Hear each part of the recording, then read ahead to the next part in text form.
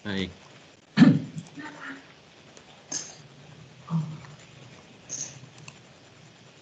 Baik, terima kasih Pak Aji. Selamat pagi Pak Aji dan teman-teman. Selamat pagi Pak Wisnu. Terima kasih. Terima kasih telah bergabung pada pagi hari ini. Kita akan membahas pada pertemuan kali ini kita akan membahas mengenai implementasi sistem. Baik, saya akan izin untuk share screen sebentar.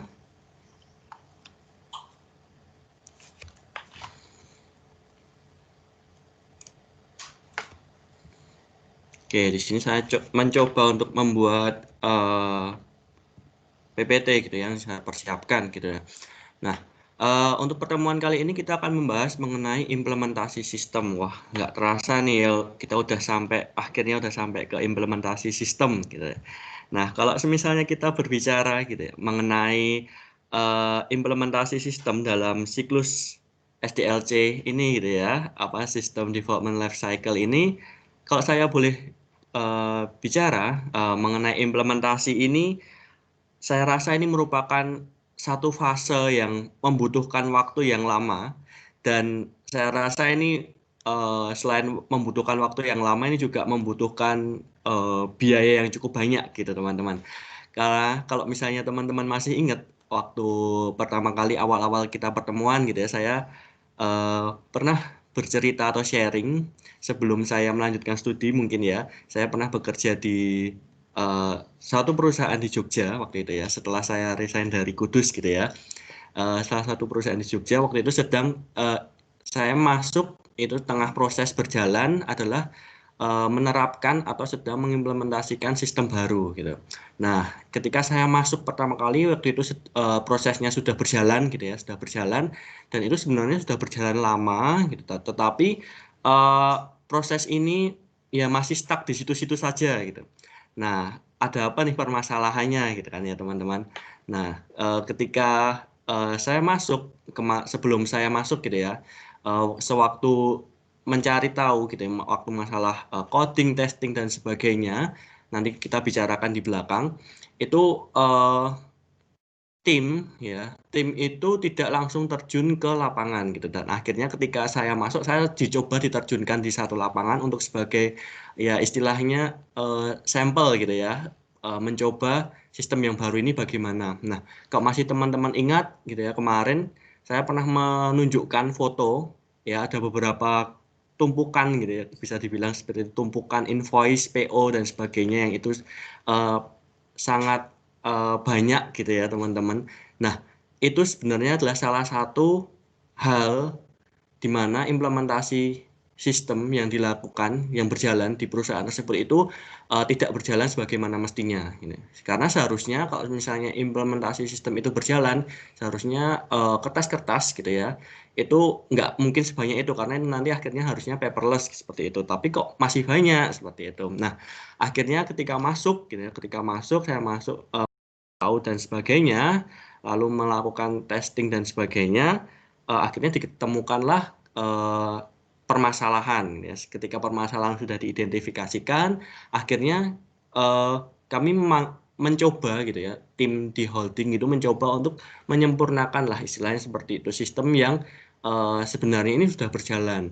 Nah, ketika coba kami untuk menyempurnakan, akhirnya ya selesai, dikatakanlah selesai gitu ya oleh tim holding, kami memanggil semua gitu ya, pimpinan unit yang ada gitu. Entah itu banyak sekali ada yang dari Jawa Barat, ada yang dari Bali, lalu ada yang bahkan dari luar Jawa selain Bali pun kami panggil ke Jogja waktu itu ya. Kami panggil ke Jogja untuk kami beritahukan, kami training, ini loh ada sistem baru, dan ini harus diimplementasikan oleh setiap cabang yang ada seperti itu. Nah, mengumpulkan orang-orang tadi gitu ya, pimpinan-pimpinan unit bersama dengan eh, pemakai atau user gitu ya, kebanyakan adalah finance dan accountingnya gitu ya, itu membutuhkan waktu dan biaya yang tidak sedikit gitu ya teman-teman, karena akomodasi kami tanggung seperti itu.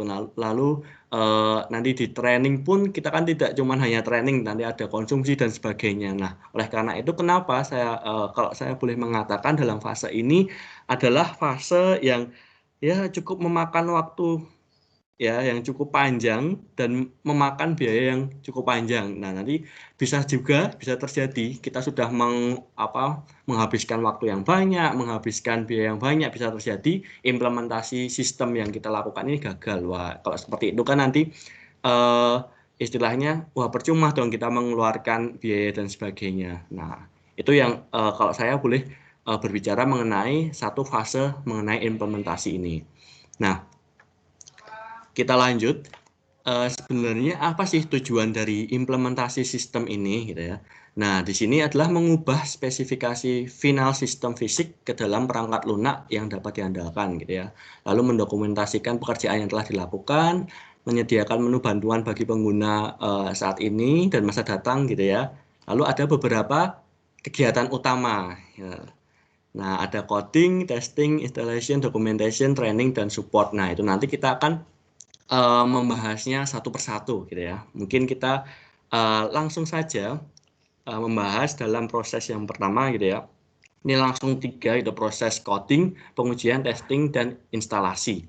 Nah, secara singkat gitu ya teman-teman, secara definisi ya bisa diartikan bahwa coding ini spesifikasi rancangan fisik diubah menjadi kode program gitu ya. Bisa dikatakan inilah bahasa pemrograman. Lalu testing ini menguji ya dilakukan dengan menggunakan berbagai strategi. Nanti ada banyak sekali strategi testing gitu ya.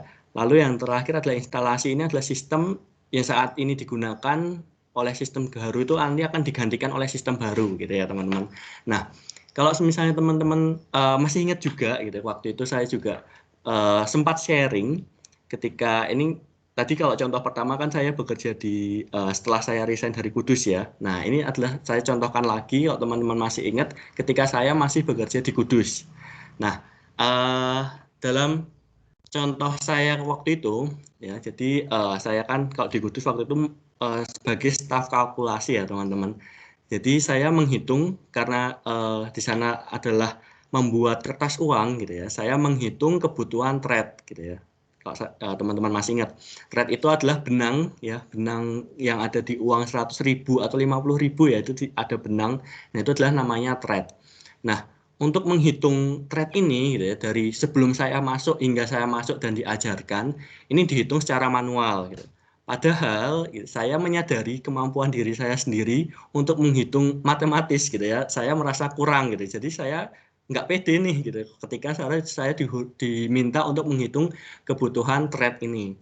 Nah, jadi kebutuhan trade ini dihitung dari eh, apa ya diameter silinder ya. Jadi kalau teman-teman bisa membayangkan ketika bahan baku kertas gitu ya, bahan baku kertas itu pertamanya istilahnya dimasak gitu ya, dimasak lalu nanti masuk ke silinder gitu ya, kayak silinder mol gitu kalau kita ngomongnya silinder mol. Nah, saya nanti harus menghitung nih diameter silinder yang digunakan itu berapa kayak gitu. Nah, lalu kebutuhan thread-nya ini lebarnya berapa, panjangnya berapa. Lalu setiap kertas itu ada berapa thread, itu harus dihitung. Nah, itu saya hitung secara manual. Jadi ada beberapa rumus, pendekatan rumus dan sebagainya, menghitung volume tabung gitu ya, yang dimana waktu kuliah saya tidak pernah menghitung volume tabung gitu. Tiba-tiba waktu kerja saya sudah menghitung volume tabung, lalu kebutuhan panjang kali lebar kertas uangnya, dan itu nanti dihitung demikian rupa manual dan akhirnya ketemu berapa nih kebutuhan thread seperti itu. Nah, eh, rancangan seperti itu adalah rancangan fisik. Lalu saya mencoba nih ya, bagaimana kalau ini diotomatiskan saja. Jadi ini dimasukkan ke dalam sistem. Yang saya input itu adalah panjang dan lebar kertas uang dan ketebalan milimeter dari thread tersebut serta volume tabung gitu ya kan ada rumus volume tabung yaitu tinggal dimasukkan saja. Nah, awalnya saya berpikiran seperti itu. Kenapa? Karena berawal dari eh, apa ya kegugupan saya waktu itu karena banyak PO masuk untuk menghitung apa namanya kertas uang kebutuhan trade waktu itu banyak sekali dan saya menghitung satu persatu waktu itu saya rasa saya kewalahan ya merasa kewalahan waktu itu akhirnya saya ide waktu itu ide saya bilang ke atasan saya bagaimana kalau ini istilahnya adalah dimasukkan ke dalam sistem sehingga saya hanya memasukkan ini dan sebagainya. Akhirnya saya waktu itu bertemu dengan tim IT, waktu itu ya, dengan tim IT saya mengutarakan maksud saya, lalu oleh tim IT ini eh, perhitungan manual tadi ya, perhitungan manual rumus-rumus tadi akhirnya diubah nih dalam bentuk kode-kode tertentu, akhirnya itu nanti bisa dimasukkan ke dalam sebuah sistem gitu ya, sebuah sistem. Jadi secara manual tadi dimasukkan dalam sistem dengan bahasa sistem oleh IT gitu ya. Hingga akhirnya ketika saya ingin mencari kebutuhan thread ini tadi, saya tidak perlu menghitungnya secara manual lagi, tidak perlu mencari kalkulator lalu menghitung satu persatu seperti itu, nggak perlu. Jadi tinggal cukup masuk ke aplikasinya itu tadi gitu ya, langsung memasukkan panjangnya berapa, lebarnya berapa, lalu ketebalannya berapa milimeter, lalu langsung di enter, ketemulah kebutuhan threadnya itu semacam itu. Itu adalah uh, coding gitu ya. Kita masuklah ke testing gitu ya.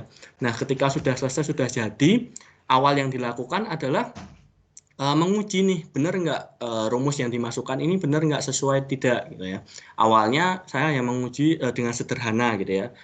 Saya buat-buat sendiri dengan sederhana, lalu saya coba menguji dengan PO yang asli nih. Kebutuhan yang aslinya itu berapa, sama nggak dengan yang saya hitung secara manual, dengan nanti yang muncul di sistem secara otomatis ini sama nggak gitu ya, istilahnya seperti itu. Lalu kalau sudah gitu ya, instalasi ini sistem ini saat ini digunakan itu digantikan oleh sistem baru. Nah, kalau ini contohnya dari instalasi, mungkin saya bisa mencontohkan lain ya mengenai program atau aplikasi pembuatan thread mungkin lain. Kalau teman-teman masih ingat juga untuk instalasi ini ya, waktu itu saya juga pernah cerita di perusahaan di Kudus ini adalah ketika mengganti sistem yang lama, memperbaharui gitu ya, memperbaharui sistem yang lama mengenai pengadaan bahan baku.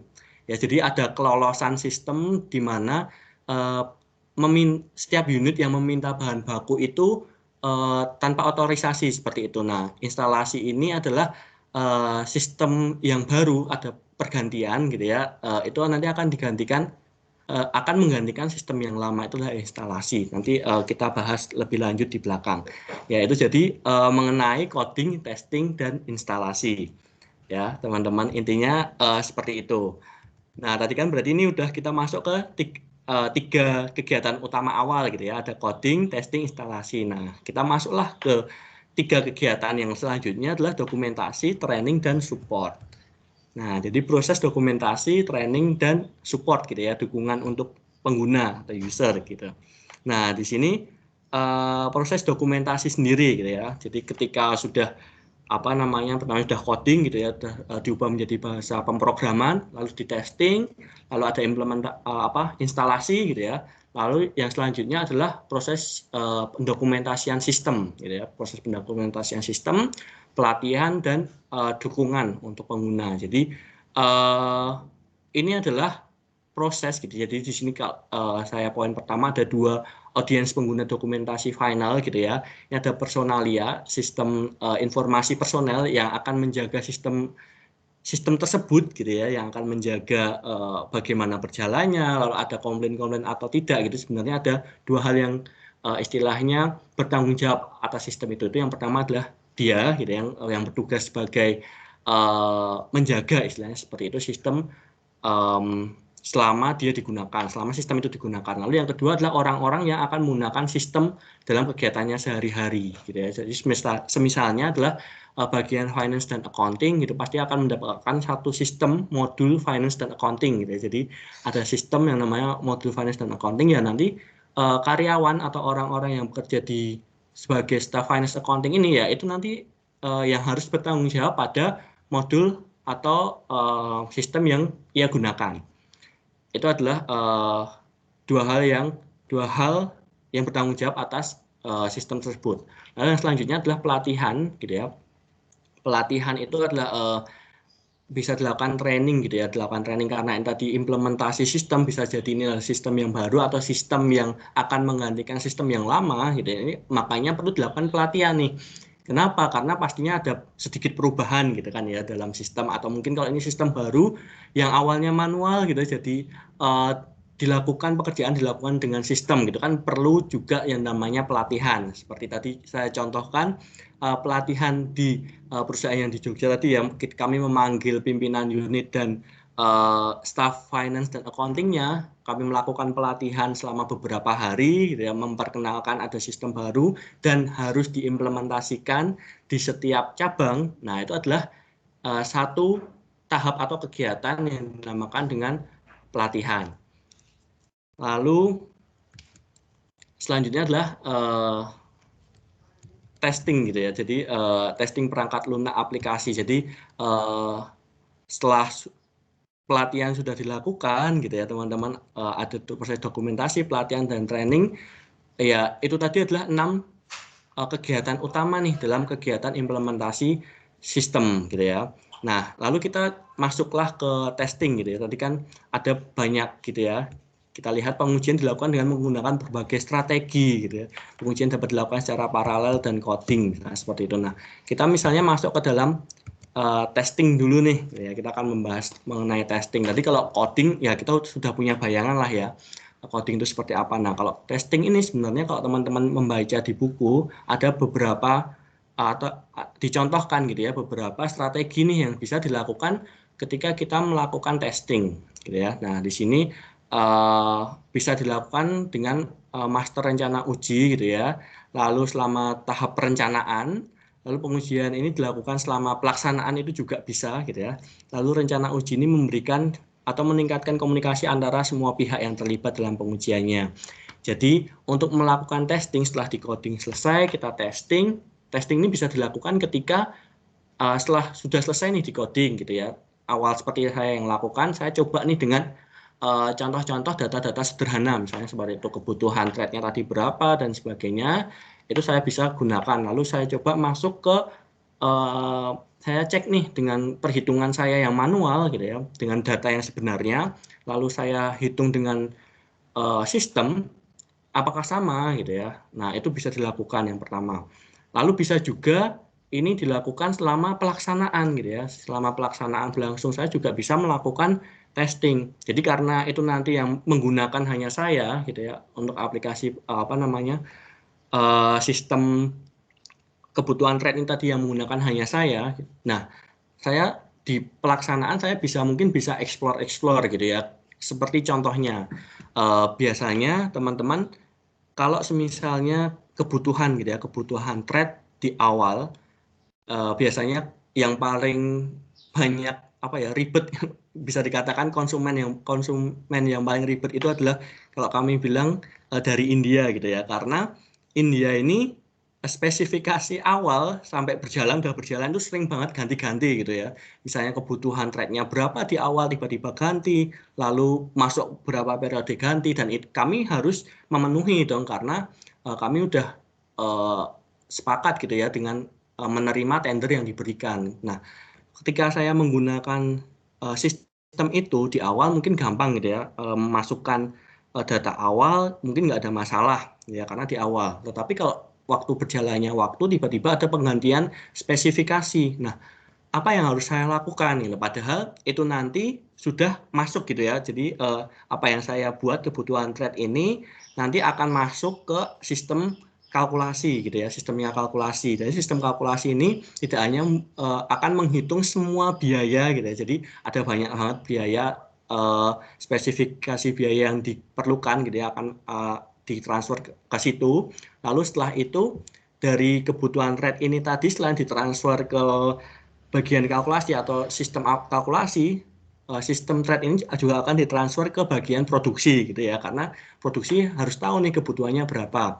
Nah, dari produksi lalu dikalkulasi ini tadi, ini akan ditransfer ke manajer gitu ya. Nah, ketika diubah ya mengalami perubahan, berarti apa yang harus saya lakukan gitu? Apakah kalau saya misalnya melakukan pengubahan di sistem gitu ya, pengubahan di sistem kebutuhan trade itu tadi, nah apakah yang trade yang awal tadi, kebutuhan awal tadi akan terhapus atau bagaimana? Nah, karena saya minta di awal gitu ya, saya minta di awal itu hanya istilahnya rumus-rumus manual tadi dimasukkan ke dalam sistem supaya otomatis gitu ya. Nah, kalau ada perubahan seperti itu berarti itu hanya diinput gitu ya, diinput dan itu akan secara sistem itu akan diproses sebagai PO baru istilahnya seperti itu. Padahal ini sama PO-nya itu sama gitu, cuman berbeda spesifikasi. Nah, akhirnya kalau seperti itu saya jadi tahu nih, wah ini sistem ini harus ada harus eh, mengalami apa? Ada improvisasi gitu ya, ada perbaikan.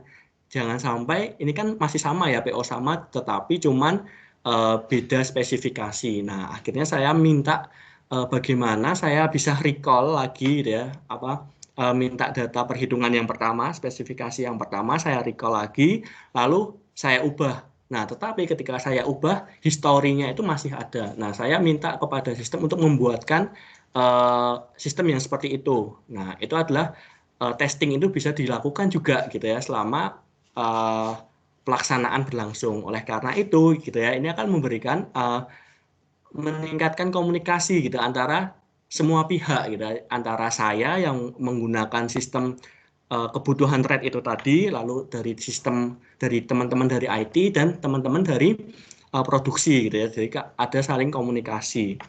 Itu adalah untuk testing gitu ya.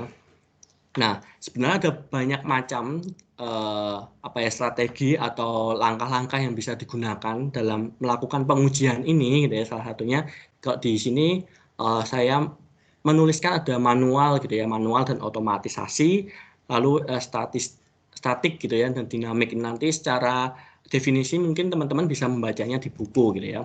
Tetapi secara ringkas gitu ya teman-teman, kalau secara ringkas yang namanya manual gitu ya, yang namanya manual ini uji itu dilakukan ya oleh orang gitu secara manual. Nah, ada beberapa cara yang dapat dilakukan. Kalau kita lihat di sini ada inspeksi, lalu walkthrough, lalu desk checking gitu ya, yang dimana masing-masing ini sudah saya tuliskan gitu ya. Nanti teman-teman bisa baca secara definisi. Tetapi intinya kalau yang manual ini uh, kita atau pengguna atau mungkin sekelompok orang gitu ya, itu yang mengecek gitu ya, istilah mengecek secara langsung gitu ya, mengenai setiap proses gitu, setiap proses atau apa ya, setiap proses atau sistem yang sedang dijalankan, istilahnya seperti itu. Itu secara manual. Lalu kalau misalnya teman-teman secara apa, ada lagi secara otomatisasi. Otomatisasi ini dilakukan secara komputer gitu ya, komputer yang melakukan dan ini otomatis saja gitu ya dilakukan. Nah, kalau saya boleh mengatakan mencontohkan gitu ya, untuk otomatisasi ada beberapa cara yang bisa dilakukan ya, ada syntax checking, unit testing, integration testing, system testing dan apa step testing gitu ya. Ini ada beberapa hal. Mungkin saya mau langsung contohkan saja ke pengalaman saya ya. Yang pertama mungkin adalah uji dengan manual dan otomatisasi gitu ya. Kembali lagi ke pengalaman saya yang ketika saya bekerja di Kudus gitu ya, di Kudus ketika masalah pengadaan nih gitu ya, masalah pengadaan, kita kembali ke masalah pengadaan mungkin yang lebih kompleks gitu ya. Nah, ketika masalah pengadaan ini berlangsung, ada masalah bahwa ada kelolosan di sistem, gitu ya, ada kelolosan di sistem. Nah, ketika ingin melakukan, akhirnya dibuatlah bagaimana caranya ketika di pengadaan ini, khususnya bahan baku ya. Kalau teman-teman kemarin masih ingat saya membagikan foto di gudang ada banyak sekali tumpukan-tumpukan kertas yang tidak digunakan sampai membusuk dan akhirnya dibuang gitu ya. Itu kan akan mengakibatkan biaya kerugian yang cukup besar gitu ya. Yaitu karena kelolosan sistem itu tadi. Akhirnya kami membuat gitu. Bagaimana caranya ada otorisasi nih penuh gitu ya. Nah, yang kita lakukan jelas gitu ya. Kita mengumpulkan orang-orang yang terlibat dalam penggunaan pengadaan. Jadi kami mengumpulkan orang nih, orang-orang tadi yang menggunakan sistem ini, user-user yang menggunakan sistem ini kami kumpulkan dalam uh, dikumpulkan bukan kami dikumpulkan dalam sebuah ruangan yang sama di bahan baku gitu ya. Kami diberikan training pengertian mengenai sistem yang baru ini. Nah, checking manual gitu ya, checking manual ketika sudah dijelaskan gitu ya, ketika sudah dijelaskan biasanya teman-teman kalau bahan baku ya, permintaan bahan baku itu ada meminta dulu nih, meminta apa kebutuhan gitu ya, meminta kebutuhan ke bahan baku. Setiap unit akan yang benar gitu ya, meminta kebutuhan dulu, lalu dicek nih bahan baku, ngecek kebutuhannya ini ada nggak gitu. Lalu kalau udah dicek gitu ya, kalau udah dicek misalnya nggak ada, maka si bahan baku ini akan pesan gitu ya, akan pesan akan memilih supplier gitu ya, akan memilih supplier dulu sebelum memesan, akan memilih supplier. Nah, ketika sudah memilih supplier, akan memesan gitu ya. Sudah memesan, nanti barangnya datang gitu ya, lalu pembayaran gitu ya, bayar. Lalu nanti pembayaran ini invoice-nya ini akan dikirimkan ke bagian FA gitu ya. Jadi untuk bagian pengadaan cukup sampai pada verifikasi pembayaran sampai situ ya. Seharusnya yang benar itu seperti itu. Nah, tetapi secara sistem yang lama, unit-unit yang membutuhkan bahan baku ini gitu. Jadi kalau kertas ini bahan bakunya biasanya adalah pulp gitu ya. Pulp atau cotton gitu ya. Nah, ini biasanya diambil dari suppliernya tuh dari luar negeri gitu ya, biasanya kami ambil. Atau mungkin kalau dari Indonesia sih beberapa sedikit gitu ya. Nah, pemilihan itu kan penting. Nah, namun sayangnya ketika apa ya? Ketika di sistem yang lama gitu ya, kami bisa melewati step untuk melaporkan kebutuhan kami gitu ya, melaporkan pertamanya kan melaporkan kebutuhan gitu ya, melaporkan kebutuhan, lalu pengadaan yang akan mencarikan di gudang gitu ya, ada nggak? Nah, di sistem yang lama itu kami bisa melewati 2 step itu. Nah, oleh karena itu kita bisa langsung cari supplier gitu ya, cari supplier atas nama bagian pengadaan, lalu kami order. Nah, setiap unit itu entah mengapa di sistem itu bisa melakukan seperti itu karena tidak ada otorisasi. Nah, akhirnya kami buatlah setiap unit-unit ini tadi ketika mau membutuhkan bahan baku itu tadi gitu ya, harus melewati proses itu tadi ya, yang di mana harus lapor dulu ke bagian pengadaan bahan baku, lalu bahan baku yang akan mengecek. Nah, ketika sudah semuanya sudah terotorisasi, kelihatannya secara sistem udah oke gitu ya, udah mantap gitu. Nah, akhirnya kami mencoba waktu itu testing secara manual, kami tes bagaimana kalau gitu ya, bagaimana kalau antara unit A, B, C gitu ya membutuhkan pulp yang sama, misalnya ya, membutuhkan pulp yang sama dalam waktu yang sama. Ya, kita meminta ke bagian bahan baku gitu ya, pulp sebesar sebanyak 5 misalnya seperti itu. Nah, di bahan baku misalnya masih ada pulp 10 gitu ya, dalam hal yang sama masih ada 10. Wah, kalau misalnya masing-masing membutuhkan 5 gitu ya. Nah, kita kan nggak tahu antara unit A, B, C itu ternyata membutuhkan pulp 5 di hari yang sama, di waktu yang sama gitu ya. Nah, misalnya sama-sama 5 gitu ya. Kalau kita lihat saya sebagai unit A gitu ya. Wah, masih ada 10, 5 bisa dong. Nah, kalau B juga berpikiran seperti itu, C juga berpikiran seperti itu. Akhirnya kami meminta gitu kan, meminta lalu di bagian pengadaan ada kok, ada langsung 5 muncul. Nah, kalau seperti itu, apakah secara otomatis sistem ini akan berubah? Ya, akan jadi kalau ada permintaan lalu bagian pengadaan langsung memberikan apa ya jawaban ini loh masih ada 10 gitu ya, itu nanti langsung terupdate mengurangi stok yang ada di bahan baku atau tidak gitu ya. Nah, ternyata gitu ya, ternyata ketika dicek secara manual seperti itu ternyata apa ya perubahannya itu ya, perubahan sistem ya, sistem yang ada di bahan bakunya itu enggak langsung mengurangi. Jadi sistemnya ini akan mengurangi ketika barangnya itu sudah dikirimkan. Jadi ketika sudah ada berarti nanti bahan baku akan mengirimkan ke unit A. Nah, ketika sudah seperti itu ini akan mengurangi gitu kan. Jadi otomatis kalau seperti itu si bahan baku udah bilang ke ABC misalnya seperti itu. Ternyata yang bisa diberikan cuma 2 kan karena 55 yang C misalnya nggak kebagian. Nah, itu akan mengakibatkan mundur dong produksinya seperti itu. Nah, ternyata seperti itu yang berjalan, sistemnya itu berjalan seperti itu. Berarti apa yang harus dilakukan ya perbaikan itu tadi, bagaimana supaya on time istilahnya seperti itu ya. Mutasi bahan bakunya itu bisa dilihat secara real time. Itu yang pertama. Dengan cara manual gitu ya. Jadi orangnya yang mereview sendiri, lalu kita yang cek sendiri. Tapi kalau otomatisasi di sini adalah dengan bantuan sistem gitu. Nah, ini kalau ini saya coba sharing ceritanya adalah di SAP gitu ya, teman-teman. Nah, di SAP itu kalau nanti teman-teman belajar dan tertarik untuk belajar gitu ya, untuk SAP di sini, di SAP itu sebenarnya ada elemen gitu ya.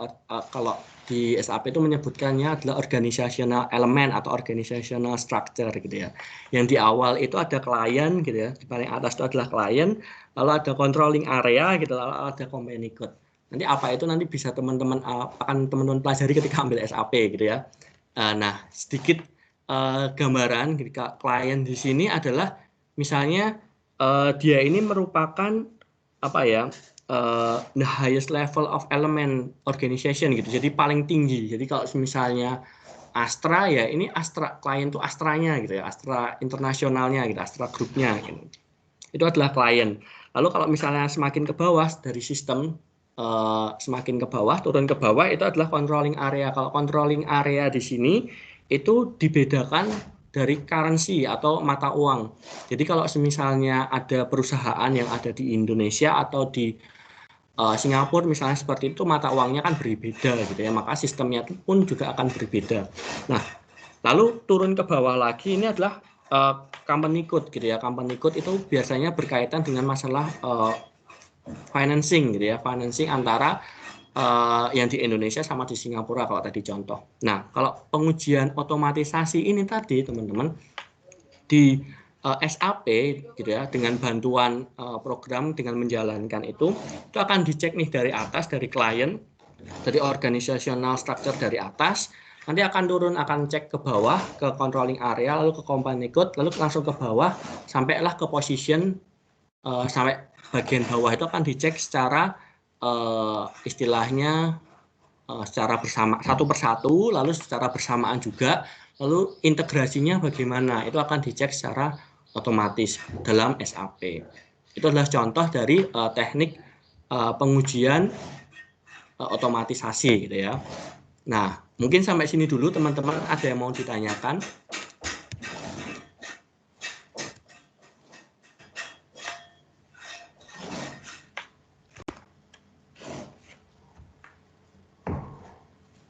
Ada yang mau ditanyakan?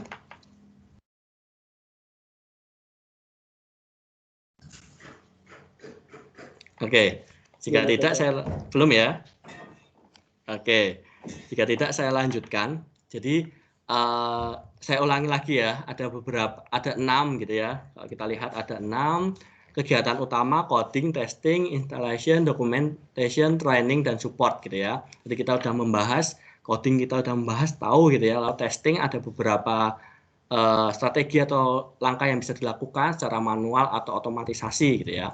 Nah, mungkin kita langsung bisa masuk lagi ke pengujian. Ini masih dalam pengujian, tetapi jika menggunakan case gitu ya, kasus. Nah, ini tadi juga sudah sedikit saya ceritakan gitu ya, test case di sini, skenario transaksi gitu ya, lalu dipresentasikan dalam bentuk penggunaan sistem yang tipikal, kritis gitu ya, lalu uji kasusnya hasilnya harus didokumentasikan secara menyeluruh sehingga mereka dapat diulang untuk setiap revisi atau gambaran. Nah, jadi kalau misalnya ada kasus-kasus tertentu gitu ya, misalnya kasus umum gitu ya, bagaimana misalnya penggunaan aplikasi itu gitu. Nah, ini nanti harus kita dokumentasikan gitu ya, kita dokumentasikan supaya kalau misalnya ada kasus yang sama gitu ya, ada kasus yang sama, ya kita tinggal cek lagi dokumennya, lalu kita bisa melakukan apa nih yang harus dilakukan. Misalnya kalau tadi contohnya adalah kebutuhan trade gitu ya, sistem kebutuhan trade tadi, misalnya kasus yang secara ya umumnya gitu ya, ada PO masuk, kita menang tender, ada PO masuk gitu ya,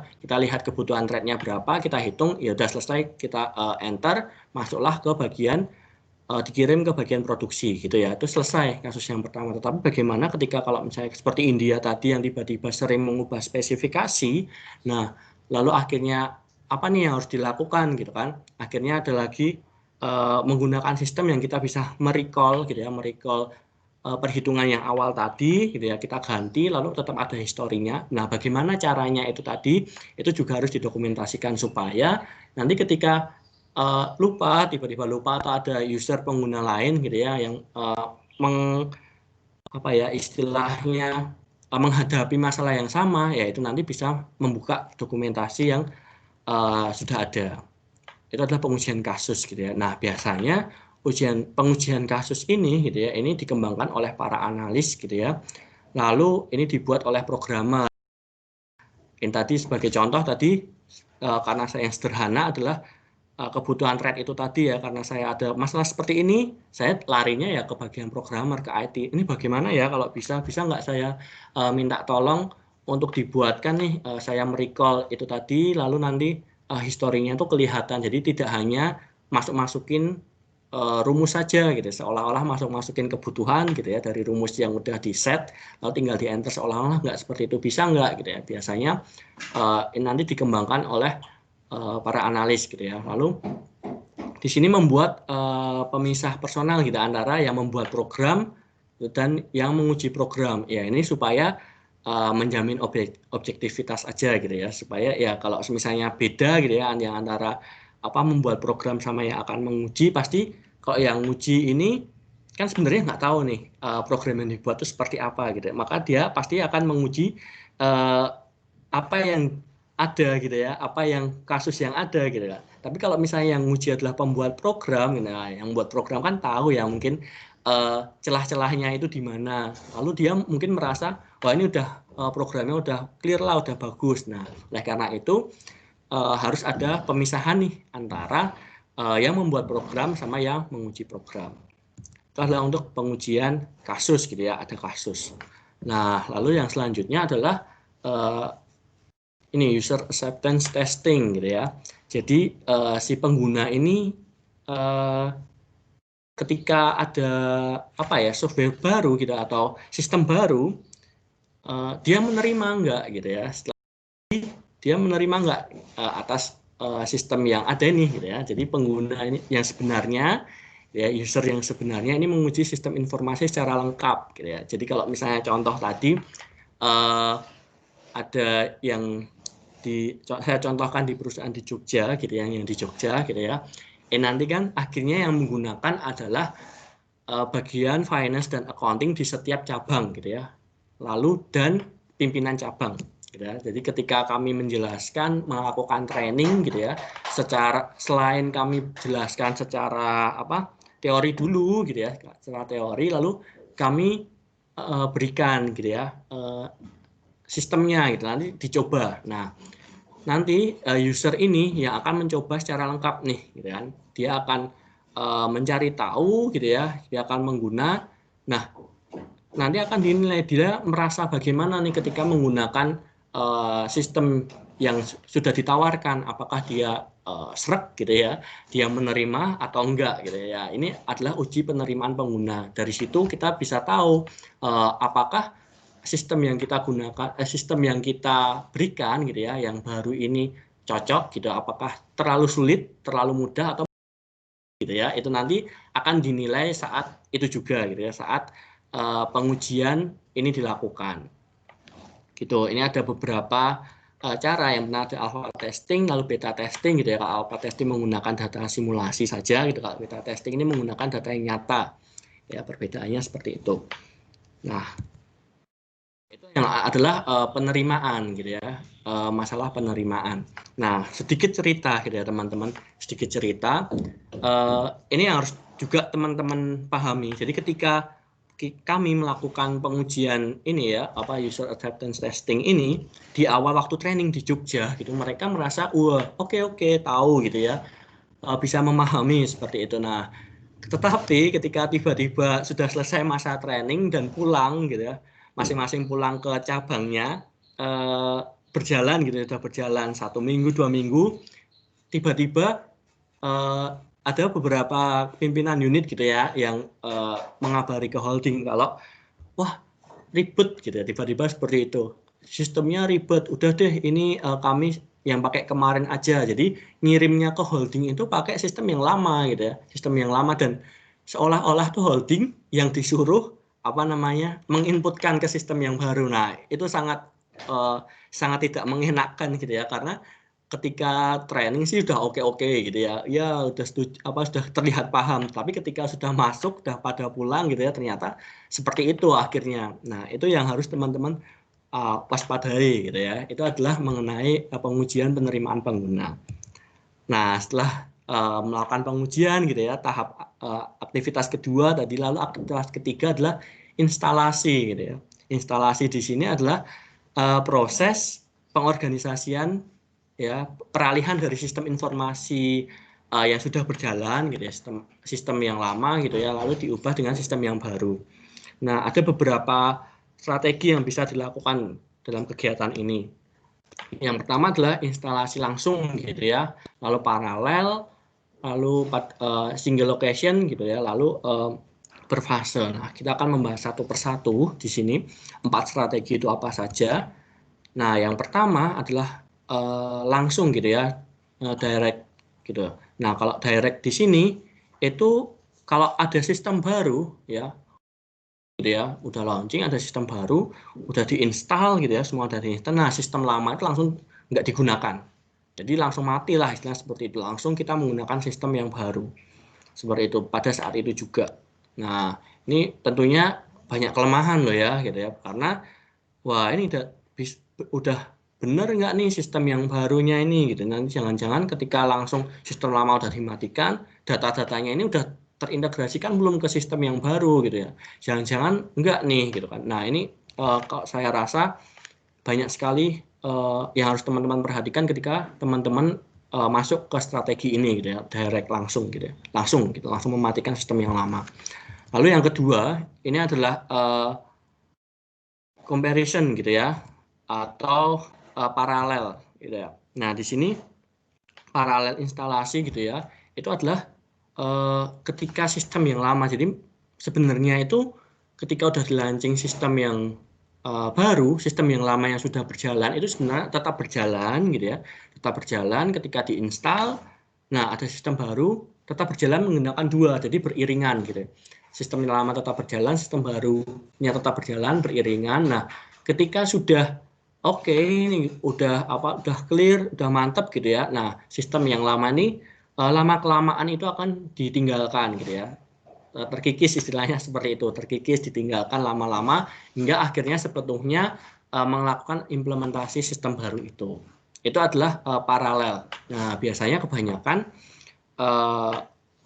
yang saya lakukan gitu ya di 2 tempat saya bekerja itu menggunakan paralel ini. Nah, cuman kalau di paralel ini kalau yang saya rasakan ini membutuhkan apa ya, effort yang lebih gitu ya mungkin. Karena kita bekerja mungkin bekerja dalam 2 sistem gitu ya. Sistem yang lama kita tetap bekerja, sistem yang baru pun kita tetap melakukan adaptasi gitu ya. Nah, ini ya ada plus minusnya gitu. Tetapi kalau saya rasa ini lebih baik lah daripada langsung mematikan sistem yang lama gitu ya, menurut saya pribadi. Itu adalah strategi kedua.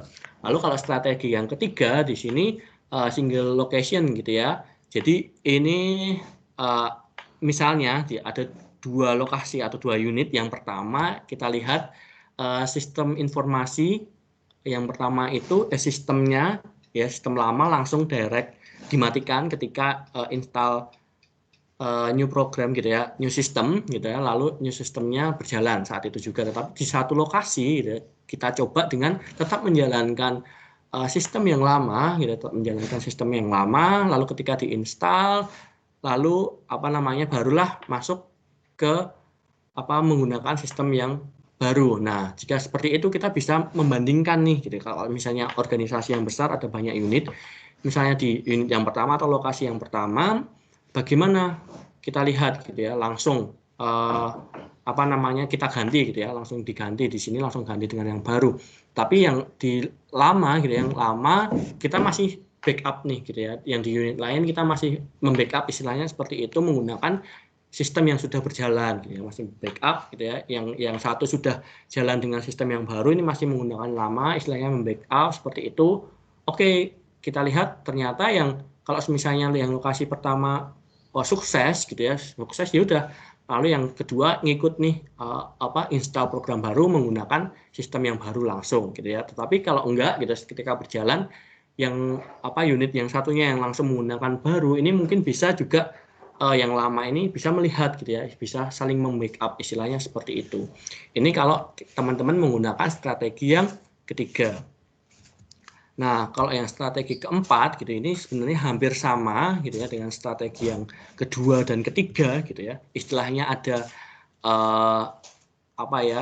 sistem yang lama itu berjalan gitu ya, tetapi kalau ini bedanya per modul gitu ya. Jadi kalau misalnya SAP gitu ya, basic gitu ya, ada SAP basic, basicnya itu ada 3 modul gitu ya, finance accounting ya, lalu ada logistik dan HCM gitu ya. Nah, kalau di sini itu adalah per modul dulu, kita coba per modul. Jadi ada sistem kan banyak ya, ada banyak modul pasti di dalamnya. Nah, kita coba dulu nih modul yang pertama misalnya adalah FA gitu ya. FA yang baru, install modul FA yang baru. Kita tetap jalan gitu ya dengan secara keseluruhan gitu ya, secara keseluruhan, lalu modul FA yang lama kita tetap jalan, tetapi kita sudah menggunakan modul FA yang baru gitu ya. Lalu kalau sudah oke nih modul pertama ini sudah fix, udah oke gitu kan, mulailah kita menginstal yang modul kedua gitu ya. Modul kedua, lalu modul kedua yang jalan gitu ya. Modul pertama tadi yang lama FA yang lama udah ditutup gitu ya, udah menggunakan sepenuhnya modul pertama yang baru. Nah, sekarang gantian nih modul yang kedua. Begitu seterusnya sampai modul ketiga misalnya, seperti itu jika ada. Itu adalah 4 strategi yang bisa kita lakukan ketika kita melakukan instalasi gitu ya. Jadi intinya instalasi itu adalah proses gitu ya, peralihan sistem dari yang lama ke yang baru. Jadi ada 4 itu tadi ya, jika teman-teman bisa note gitu ya, ada direct, paralel gitu ya, single, lalu ada fase. Nah, itu adalah strategi instalasi. Oke, sampai sini dulu, mungkin ada yang mau ditanyakan?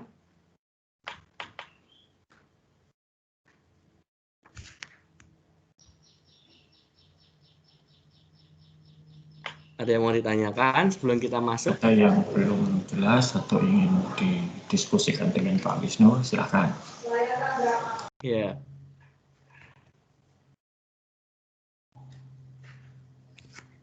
Tidak ada? Oke, kalau tidak ada kita lanjut ya. Oke. Nah, tadi kan kita udah masuk nih ketiga ya, aktivitas utama tadi ya. Kita udah coding gitu ya, lalu testing, instalasi. Nah, akhirnya tadi apa nih yang keempat, 5, 6 gitu kan, ada dokumentasi gitu ya. Dokumentasi, lalu training tadi ya, lalu support. Nah, kita masuk dulu nih ke dokumentasi. Nah, ketika sudah nih ya, kita udah melakukan coding tadi, lalu testing, lalu instalasi gitu ya. Ya, selanjutnya aktivitas yang selanjutnya kita melakukan dokumentasi. Dokumentasi, yang namanya dokumentasi nanti bisa menjadikan suatu sumber informasi gitu ya teman-teman. Jadi dokumentasi sistem ini adalah informasi terperinci mengenai spesifikasi dari sistem tersebut gitu ya.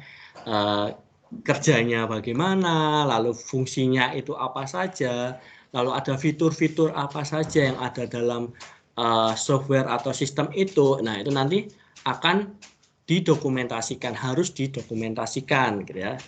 Supaya apa? Yang pertama, untuk pemeliharaan gitu ya, untuk programmer untuk melihara nih ada permasalahan apa nih di mana gitu, atau ada kelolosan apa nih kalau misalnya tadi ketahuan gitu ya, ada ketahuan di tempat saya yang di Kudus tadi kan ada ketahuan yang ada kelolosan. Nah, itu dilihat dari ini pendokumentasian ini tadi gitu ya. Lalu ada dokumentasi ini juga bisa diinformasikan gitu ya dengan diagram alir gitu ya. Jadi kita bisa melihat dengan diagram alir itu datanya itu dari mana, diproses kemana, menghasilkan apa. Nah, itu tadi kan akan terlihat gitu ya secara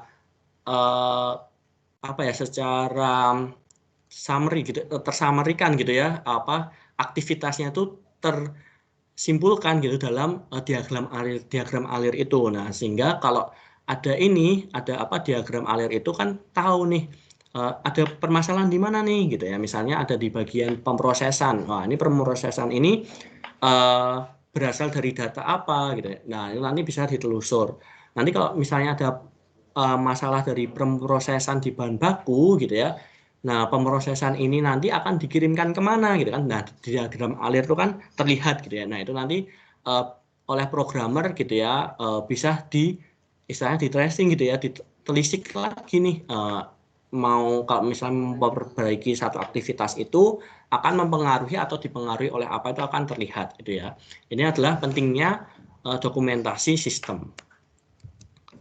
Nah, ini masih dokumentasi gitu ya, dokumentasi pengguna, lalu persiapan dokumentasi pengguna. Ini dokumentasi pengguna ini bisa berupa informasi tertulis gitu atau visual lainnya tentang suatu sistem itu, ya cara kerja, lalu bagaimana memakainya gitu ya. Bisa ini ada gitu ya, selalu ada gitu. Bahkan di SAP gitu ya, di SAP pun ketika kita menggunakan programnya itu kita biasanya diberikan manualnya gitu ya, manual booknya cara menggunakan sistemnya ini bagaimana. Nah, itu informasi tertulis ada di situ. Lalu persiapan dokumentasi pengguna ini sumber berasal dari informasi atau dokumentasi aplikasi yang berorientasi yang disediakan oleh vendor gitu ya, itu sendiri. Jadi kalau SAP, misalnya suatu perusahaan ini ingin menerapkan SAP gitu ya, ada pihak ketiga gitu atau vendor yang menyediakan jasa pembuatan SAP. Kalau kemarin saya melakukan pelatihan, ini adalah namanya jasanya adalah Educate gitu ya. Nah, Educate ini adalah salah satu pihak yang akan istilahnya mendevelop gitu ya, mendevelop SAP-nya itu, lalu nanti disesuaikan dengan kebutuhan pengguna. Nah, itu nanti ada nih apa dokumennya gitu ya. Nah, si Educate ini akan memberikan apa ya informasi-informasi itu tadi bisa berupa tertulis ya manual atau nanti kalau misalnya jalan gitu ya bisa berupa bisa bertanya melalui misalnya via telepon atau via email itu pun bisa dilakukan gitu ya. Itu adalah pendokumentasian dari sistem itu sendiri. Nah, ini sebagai contoh ya biasanya dokumentasi pengguna ini biasanya dalam bentuk online gitu atau online hub. Kalau kita lihat di sini di apa PPT itu juga ada gitu ya di sini hub. Lalu bisa cari di sini hub, lalu kontak support dan sebagainya. Ini itu adalah salah satu gitu ya, salah satu contoh gitu ya. Begitu juga di SAP nanti. Di SAP pun juga ketika kita masuk ke aplikasi gitu ya, di aplikasinya biasanya nanti ada sama juga seperti ini ya menu seperti ini, lalu di sebelah sini juga ada help, fitur help. Nah, itu nanti bisa secara online, lalu mungkin ada kontak support juga, itu nanti langsung kontak ke Educate atau yang pihak yang membuat gitu ya dari SAP itu sendiri. Itu adalah contoh dari pendokumentasian.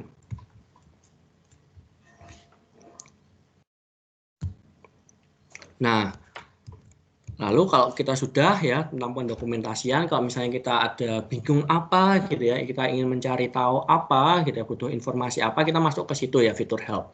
Nah, selanjutnya adalah kita masuk ke pelatihan nih gitu ya.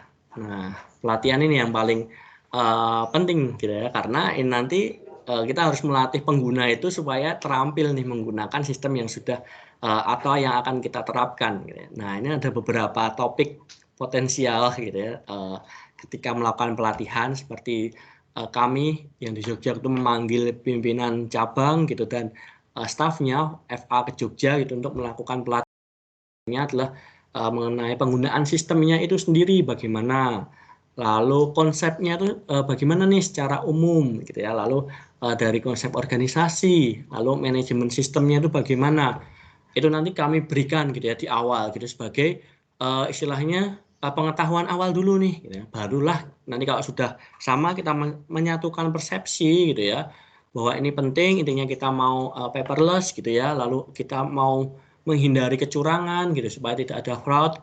Nah, barulah kita masuk ke sistem yang sudah ada gitu ya. Nih latih gitu ya, kita latih cara penggunaannya secara teknis itu hal-hal teknis kita berikan ya pada saat pelatihan tersebut. Itu adalah pelatihan ya menjadi satu hal yang sangat penting karena kalau misalnya tidak dilakukan pelatihan gitu ya, tidak dilakukan pelatihan ya ini nanti sebaik apa sistem yang sudah kita rancangkan gitu ya, kalau misalnya penggunanya tidak menggunakan atau tidak bisa menggunakan ya itu sama saja omong kosong gitu ya. Percuma dong kita membuat sistem nggak ada yang digunakan, nggak ada yang menggunakan atau penggunanya itu tidak bisa menggunakan. Nah, pendekatan yang mungkin yang paling apa ya mudah dilakukan gitu ya, mungkin kalau di organisasi besar gitu ya, dalam satu FA mungkin ada 4 gitu ya, ada 4 staff gitu ya. Biasanya kalau staff yang baru, yang benar-benar baru, itu secara informal lah diajarkan caranya gitu ya, secara informal diajarkan. Lalu ketika sudah tahu pengenalan gitu ya, pengenalan mungkin interface-nya, lalu apa namanya kegunaan-kegunaan fungsinya itu apa saja, fitur-fiturnya apa saja, lalu diberikanlah sedikit, misalnya ada kasus ini misalnya input invoice misalnya seperti itu, bagaimana caranya. Nah sedikit-sedikit seperti itu nanti kalau sudah terbiasa, ya sudah terbiasa, user baru ini pasti akan fasih lah istilahnya dalam menggunakan sistem yang diimplementasikan dalam organisasi tersebut. Itu adalah pelatihan. Nah, lalu yang terakhir adalah support gitu ya. Ini ada support gitu, sistem informasi yang mendukung user gitu ya ketika menjalankan menjalankan apa sistemnya gitu ya. Ini ada beberapa hal gitu bisa dilakukan dengan forum online gitu, lalu basis pengetahuan, sistem respons gitu ya, lalu faksimil on demand gitu. Ini bisa dilakukan ketika si user ini merasa kesulitan gitu ya. Misalnya ada dalam tengahnya membuat gitu ya, ada pertanyaan, lalu bisa juga apa nih yang harus dilakukan. Mungkin ada forum kalau misalnya SAP gitu ya, kalau teman-teman lihat di internet itu udah banyak sekali forum yang tentang apa permasalahan-permasalahan yang terjadi di SAP, mungkin teman-teman bisa masuk ke situ atau mungkin bisa langsung kontak langsung ke Educate yang penyelenggaranya. Seperti itu. Lalu di sini ada penyedia dukungan melalui helpdesk gitu ya. Jadi ini sebagai contoh misalnya Educate tadi ini menyediakan nih support sebagai helpdesk kalau misalnya pengguna itu ada apa ya?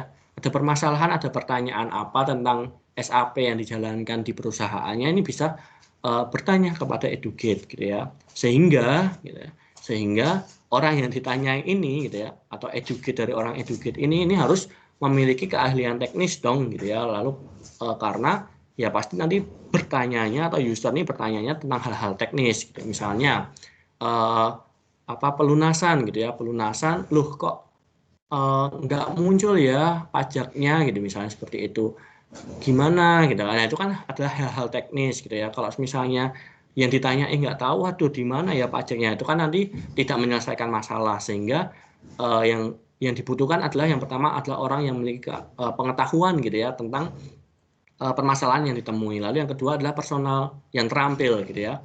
Jadi Educate gitu ya, misalnya saya contohkan Educate ini harus orang-orang yang bisa mendengarkan, misalnya ada keluhan ini gitu ya, didengarkan dengan baik, lalu ada solusinya gitu, dapat memberikan solusi. Nah, solusinya ini dapat dikomunikasikan dengan baik gitu, sehingga penerima atau user itu memahami apa yang harus dilakukan gitu. Karena kebanyakan user gitu ya, kita gitu kalau misalnya waduh kok ini error ya gitu ya, udah misalnya closing gitu ya, udah closing akhir bulan gitu ya, error gitu, wah tanya ke helpdesk gitu ya, muter-muter jelasinnya, wah kan makin apa emosi gitu ya, makin emosi kan. Nah oleh karena itu personal orang atau orang yang dapat memberikan bantuan itu harus bisa komunikatif lah istilahnya seperti itu. Nah lalu itu tadi kan kita sudah membahas mengenai 6 aktivitas gitu ya yang ada di implementasi sistem. Nah terakhir gitu ya, seperti yang saya bilang, implementasi sistem ini bisa saja loh gagal gitu ya di awal gitu ya. Kenapa gitu? Waduh, nanti jangan-jangan kita sudah mengeluarkan biaya yang banyak tadi ya, lalu kita udah sampai memanggil orang gitu ya dari banyak daerah ke Jogja. Nah, ternyata ketika sudah pulang mereka tidak menggunakan sistem ini gitu kan. Nah, itu kan sama saja nggak sukses dong gitu. Kita udah susah-susah merancang sistem, lalu kita panggil untuk training yang membutuhkan biaya banyak, 1-2 minggu mereka pulang, tiba-tiba mereka ya cuman seperti itu saja. Wah, itu berarti implementasi yang dilakukan gagal, istilahnya seperti itu, tidak berjalan dengan baik.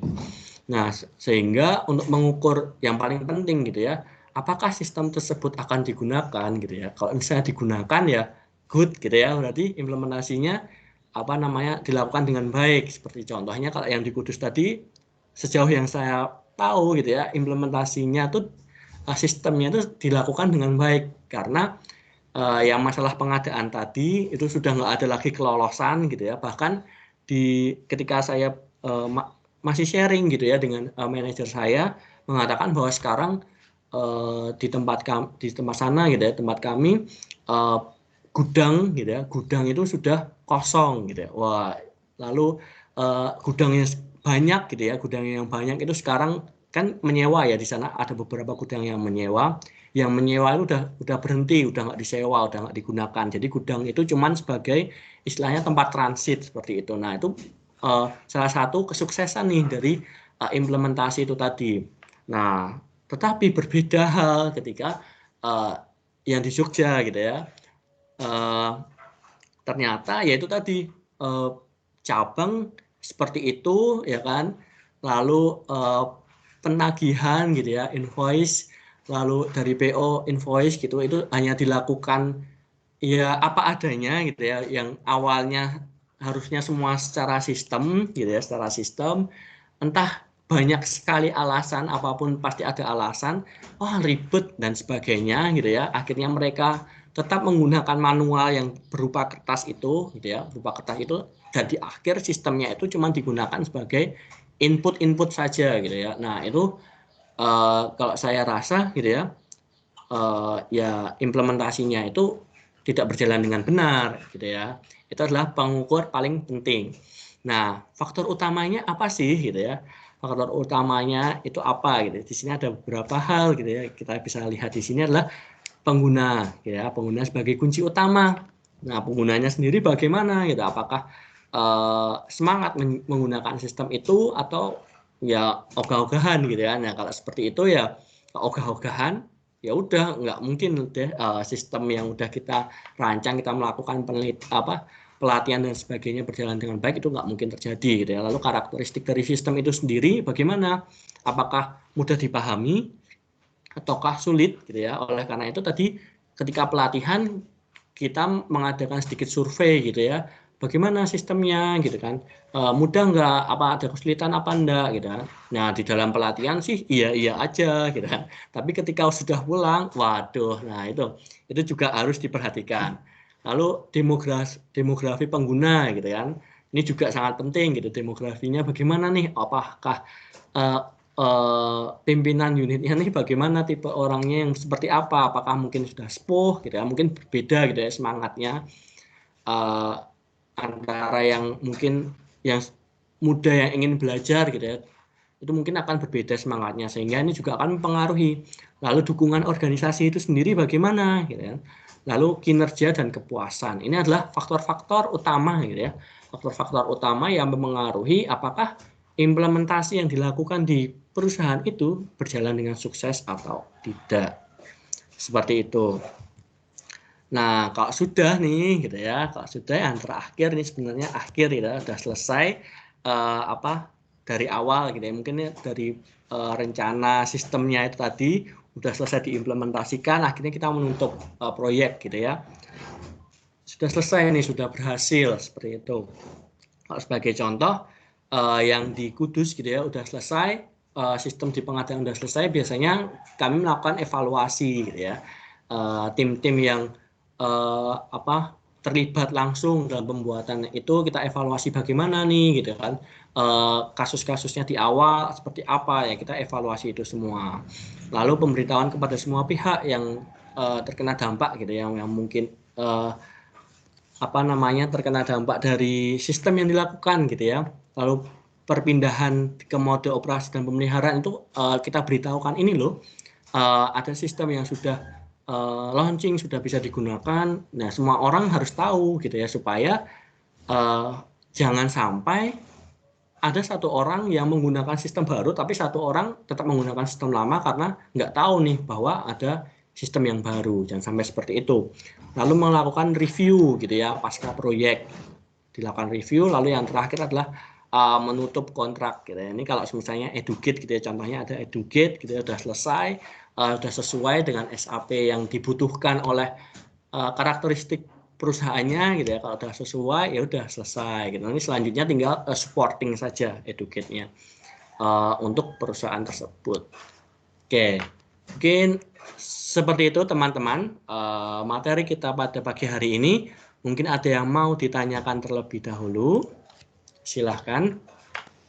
Silahkan kalau ada yang mau diklarifikasi, kurang jelas, mau ditambahkan atau mau didiskusikan dengan Pak Wisnu.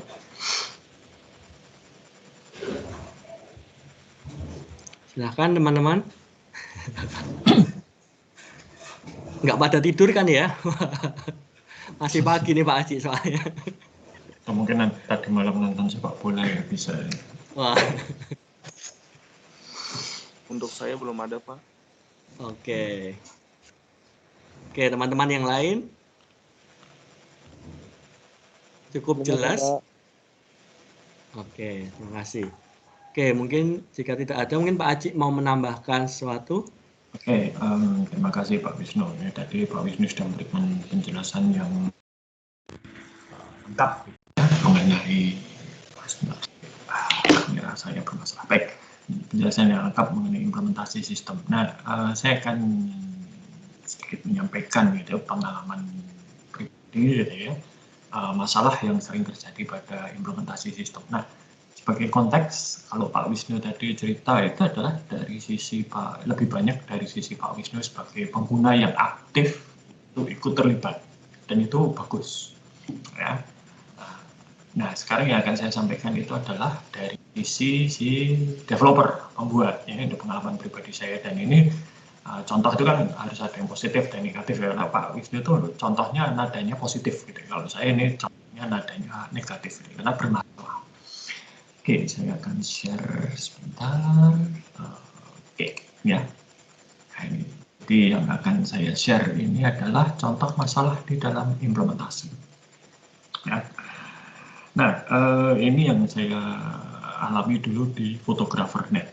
Jadi posisi saya adalah pada waktu itu adalah IT Development Manager. Kalau sekarang dilihat ke websitenya Photographer.net, saya di situ disebut sebagai Project Manager. Nah, jadi itu. Jadi tanggung jawab saya pada waktu itu ya memang hanya untuk mengembangkan aplikasi berbasis web. Versi ketiga dari Photographer.net. Saya tidak punya akses pada waktu itu langsung ke server-servernya Photographer.net yang dipakai sehari-hari atau yang sering disebut Pak Wisnu sudah mengatakan production server. Ya. Minggu depan kita, bukan minggu depan, ya minggu depan, tapi bukan tanggal 9, tanggal 12 nanti kita akan bicara, saya akan bicarakan mengenai konsep maintenance dan bagaimana itu yang baik. Oke, tapi saya tidak punya akses ke sana. Yang punya akses ke sana itu adalah IT Operation Manager. Saya IT Development Manager. Oke, tapi saya dari bulan Agustus 2011 di waktu untuk mengembangkan aplikasi baru, ya, dan itu harus launch atau diluncurkan pada tanggal 1 Februari 2012. Jadi ada waktu 6 bulan. Diseling dengan libur puasa, libur tahun baru dan libur lebaran, libur tahun baru dan banyak libur-libur yang lain. Nah, berbeda dengan yang disampaikan Pak Wisnu, kalau Pak Wisnu tadi konteks itu adalah aplikasi yang digunakan di dalam satu perusahaan. Maka ada training dan lain sebagainya, ada user manager dan lain sebagainya. Kalau yang saya kembangkan ini adalah aplikasi yang digunakan publik, ya. Agak sulit gitu dengan 400.000 lebih pengguna mengadakan training nggak bisa gitu ya. Kalaupun ada seperti Microsoft ini, mereka mengadakan training bayar, gitu ya. Jadi malah itu jadi bisnis training, ya sama seperti Educate juga itu sebetulnya. Oke, nah ini ya dengan segala dan sama seperti yang disampaikan Pak Wisnu, yang namanya kebutuhannya nambah terus, ya kurang ini, kurang itu, kurang ini, kurang itu. Sementara waktunya tidak nambah, orangnya tidak nambah, tapi apa yang harus dikerjakan bertambah. Nah, Oke, tapi dengan segala macam keajaiban dan ya sudah jungkir balik bisa. Ya, nah ini persiapan implementasinya. Ini benar. Jadi saya dari tanggal 31 Januari tahun 2012 itu saya sudah pamit pada keluarga saya tidak pulang, gitu ya. Saya nginep di kantor. Waktu itu kantornya di belakang KFC, Papringan. Ya, jadi di daerah Papringan. Sekarang sudah jadi rumah makan. Nah, oke. 31 Januari jam 24, jadi jam 12 malam itu website lama dibekukan. Dari aktivitas user hanya dapat melihat tapi tidak bisa login. Kenapa kok dipilih jam 12 malam? Karena di FN itu ada aktivitas menilai foto dan mesin atau aplikasi untuk menilai foto itu dia mengumpulkan nilai dan menyimpulkan nilainya itu sampai jam 12 malam. Maka ditunggu sampai itu sehingga keluar fotografer pilihan editor, foto pilihan editor, dan lain sebagainya itu sudah ada hasilnya baru kita stop. Lalu database aplikasi lama di backup ke dalam CD, ukurannya 600 MB. Ya, itu teks semua. Kalau foto itu kami simpan di tempat, nanti saya tunjukkan. Kode-kode aplikasi yang baru diunggah ke server, ada 10 server. Ya, kemudian database baru dibuat, kemudian data dari database lama diimpor ke database baru. Lalu setting untuk 10 server, cek dan optimalisasi kode aplikasi, ya. Lalu tanggal 1 Februari 2012 jam 8 pagi itu aplikasi baru dijalankan dan aplikasi lama dikandangkan. Ini adalah konfigurasi servernya. Tanggung jawab saya ada di yang lingkaran biru ini. Jadi untuk aplikasi berbasis web itu sebenarnya ada dua bagian, front end dan back end. Saya bertanggung jawab di back end. Back end itu tugasnya untuk mengolah data. Front end itu mengolah tampilan. Ya. Jadi kalau kalian lihat misalnya internet banking, kalian lihat detik.com, itu ada front end-nya. Mereka yang merancang supaya tampil bagus, desain grafik, tapi juga ada back end-nya yang menyimpan mengolah informasi. Oke. Jadi konfigurasinya seperti ini. Untuk server backend itu kami menggunakan bahasa pemrogramannya tadi Pak Wisnu sudah menyebut, ada PHP, ada Java, dan bahasa C. Java ini nantinya kemudian digunakan untuk BlackBerry. Dan untuk database servernya ada 3, yang mulai MySQL, lalu foto itu disimpan di storage di sini. Ini kelihatan ya? Oke. Nah, saya tidak punya akses ke front end yang ada di sini, karena front end itu dibuat oleh seorang desainer dari Australia. Ya. Lalu menjelang deadline ini, desain tersebut datang, lalu kami pasang. Nah, kalau yang front end ini menggunakan teknologi yang ada AJAX, itu singkatan dari Asynchronous JavaScript and XML, lalu ada HTML sendiri, yaitu halaman web, dan JavaScript. Nah, ini. Lalu ada web server ini yang kalian kunjungi. Setiap kali mengunjungi satu situs web servernya yang kalian kunjungi. Jadi nanti data diambil dari storage ini, diolah di database server, diolah di backend, dan dilempar ke front end yang akan mendandani data tadi dalam bentuk yang indah, jadi HTML, lempar ke web server, dari web server baru kalian unduh untuk dilihat di browser masing-masing. Nah, begitu jam 8 tadi harapannya yang muncul tuh ini, gitu kan. Wah, bagus, gitu kan. Pada waktu itu bagus. Kalau sekarang mungkin ya desainnya sudah ketinggalan zaman. Namun jam 8 itu bukan ini yang muncul ini. Wah, ya panik, gitu kan. Ada apa ini?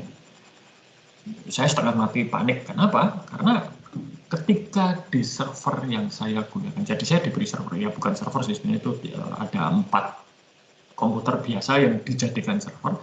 Ketika di tempat saya itu jalan dengan baik, yang muncul ya ini, dan segala fungsionalitasnya berjalan lancar. Tapi mengapa begitu diunggah kok ini yang muncul gitu ya? Waduh, tewas gitu kan. Nah, ini apa yang terjadi? Solusi aplikasi lama diaktifkan lagi, aplikasi baru dikandangkan. Ya. Lalu kemudian kami lihat ternyata ada masalah pada front end, itu harus dibongkar satu persatu ya, dan diperbaiki. Ini yang memperbaiki saya dan anak buah saya, gitu kan. Agak jengkel juga, ya, karena saya lihat tagihan dari front end developernya itu 30 juta tapi ya kami yang di back end nggak dibayar sebanyak itu, tapi harus menyelesaikan masalah yang betul-betul. Nah, butuh 72 jam untuk menyelesaikan. Jadi 72 jam itu saya tidak tidur dan tidak pulang. Nah, tanggal 4 Februari akhirnya itu berjalan lancar, ya, aplikasi baru bisa berjalan, ya. Nah, tapi butuh waktu 6 bulan itu untuk optimalisasi dan sinkronisasi front end dan back end, ya.